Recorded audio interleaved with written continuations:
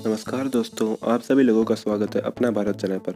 तो आज की इस वीडियो में हम बात करेंगे टॉप 10 मिलिट्री ऑपरेशंस जो इंडियन आर्म फोर्सेस ने किए हैं। भारतीय सेना जानी जाती है अपने अलग अलग ऑपरेशंस को अंजाम देने के लिए। कभी काल बन के आतंकवादियों पर बरसती है तो कभी माँ की तरह मुसीबत में फंसी जनता की मदद करती है। तो आज बात करते हैं ऐसे ही 10 ऑपरेशंस के बारे में जो देश और विदेश में भारतीय सेना ने सफलतापूर्वक किए हैं। तो चलिए शुरू करते हैं। फर्स्ट ऑपरेशन है ऑपरेशन ब्लैक टोर्नेडो। मुंबई पे 26/11 हमला नवंबर 2008 में हुआ था। ये ऑपरेशन एनएसजी यानी नेशनल सिक्योरिटी गार्ड के द्वारा किया गया था। 9 होस्टेजेस निर्मन पॉइंट से, 300 ताज होटल से और 250 ओबराय होटल से रेस्क्यू किए गए थे।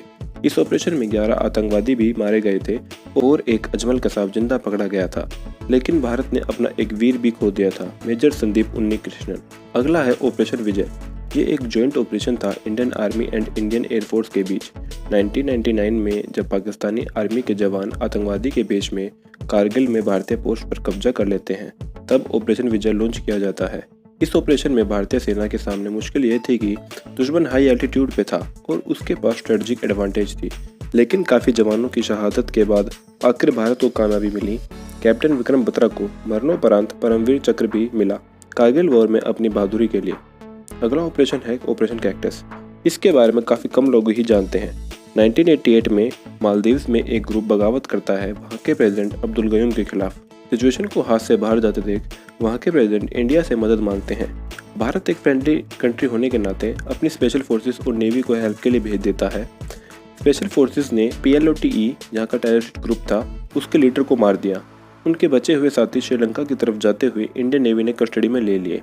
अगला है ऑपरेशन मेघदूत। जब पाकिस्तान की तरफ से सियाचिन ग्लेशियर पर कब्जा करने के लिए अपनी फोर्सेस को भेजा जाता है तो 13 अप्रैल 1984 को देरी न करते हुए भारतीय सेना पाकिस्तानी सेना को ऐसा खदेड़ती है कि उनकी कभी हिम्मत नहीं हुई सियाचिन की तरफ दोबारा देखने की भी। वैसे सियाचिन दुनिया की हाईएस्ट बैटल फील्ड भी इसी ऑपरेशन के दौरान बनी थी। अगला है ऑपरेशन पवन। श्रीलंका में तमिलियंस और सिंगलेंस के बीच में क्लैशेस इतने बढ़ गए थे कि माइनॉरिटी तमिलियंस ने एक आर्म रिबेलियन ग्रुप बना लिया LTTE और पूरा श्रीलंका डिस्टेबलाइज हो गया। श्रीलंकन गवर्नमेंट की हेल्प के लिए इंडिया ने पीस कीपिंग फोर्स भेजी। 1987 में जाफना को LTTE के कब्जे से हटाने के लिए इस ऑपरेशन में इंडियन और श्रीलंकन दोनों के मिला के 216 जवान शहीद हुए।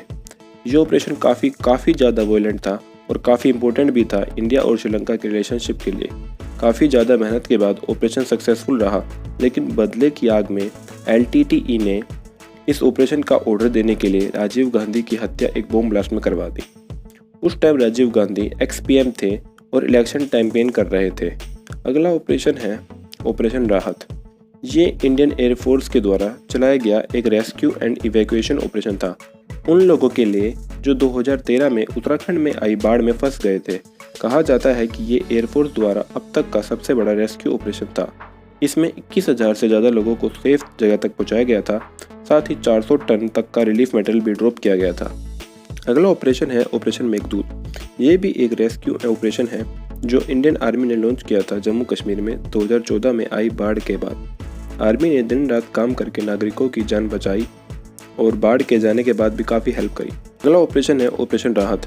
ये भी रेस्क्यू ऑपरेशन है जो भारत के बाहर यमन में फंसे भारतीयों की जान बचाने के लिए किया गया था। यमन और सऊदी में 36 का आंकड़ा है, ये बात किसी से नहीं छुपी। और उस टाइम अचानक सऊदी ने यमन में कारपेट बॉम्बिंग शुरू कर दी और सिचुएशन को काफ़ी सीरियस कर दिया।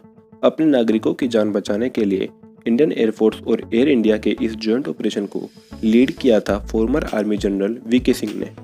इंडियन सिटीजन्स के साथ साथ काफ़ी दूसरे देशों के भी सिटीजन को भारत ने निकाला था। और अब लास्ट के 2 जो हम सबको पसंद हैं। पहला है सर्जिकल स्ट्राइक। 29 सितंबर 2016 उरी हमले के 11 दिन बाद आर्मी ने सर्जिकल स्ट्राइक कंडक्ट करी। पाकिस्तानी ऑक्यूपाइड कश्मीर में जो भी सस्पेक्टेड मिलिटेंट्स थे उन सबको ख़त्म किया। इस ऑपरेशन में भारत को कोई नुकसान नहीं हुआ।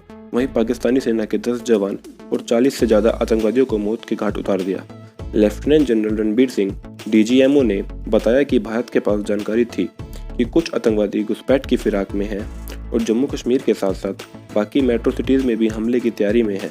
तो भारत ने उरी हमले की जवाबी कार्रवाई और घुसपैठ करने से पहले ही इन आतंकवादियों को मौत की नींद सुला दिया।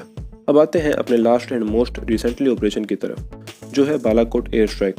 2019 में बालाकोट एयर स्ट्राइक को इंडियन एयरफोर्स ने कंडक्ट किया था पुलवामा हमले में 44 जवानों की शहादत के बाद जब पूरे देश का खून खौल रहा था, तब भारतीय वायुसेना ने पाकिस्तान के बालाकोट में घुसकर करीब 400 आतंकवादियों को कुत्ते की मौत मार दिया।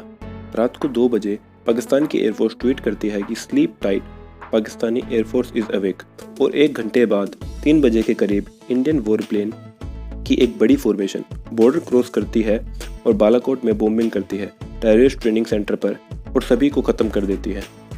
तो ये थी भारतीय सेना के पराक्रम की कहानी। अगर आपको ये वीडियो अच्छी लगी हो तो लाइक करें इस वीडियो को, चैनल को सब्सक्राइब करें और कमेंट में बताएं कि नेक्स्ट टॉपिक आप क्या चाहते हैं।